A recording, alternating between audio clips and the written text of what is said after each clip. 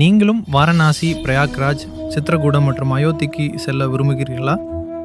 அப்படியானால் இந்த பயணத்தில் எங்களுடன் வாருங்கள். முதல் நாள் வாரணாசிக்கு அங்குள்ள மதத்தலங்களை பார்வையிடுவோம்.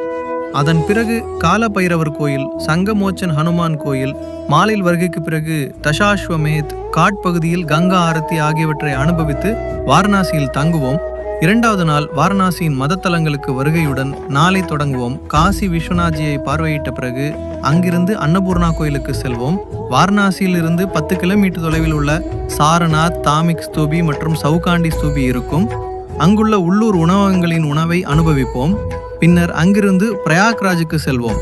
மூன்றாவது நாள் பிரயாக்ராஜில் உள்ள மதத்தலங்கள் திரிவேணி சங்கம், அக்ஷய்வாட், பட்டே ஹனுமான்ஜியின் கோயில். நான்காவது நாள் பிரயாக்ராஜில் இருந்து சித்ரகூடத்திற்கு காரில் சென்று அங்குள்ள மதத்தலங்களை பார்வையிடுவோம்.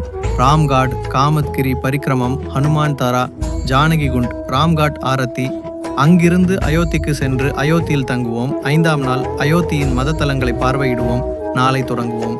ஸ்ரீ ராம் ஜென்மபூமிக்கு விஜயம் செய்து அங்கிருந்து ஹனுமான் கர்ஹி, தஷ்ரத் மஹால், கனக் பவன், வாரணாசி, பிரயாக்ராஜ், சித்ரகூட் மற்றும் அயோத்தி ஆகிய இடங்களுக்கு செல்ல விரும்பினால் எங்களை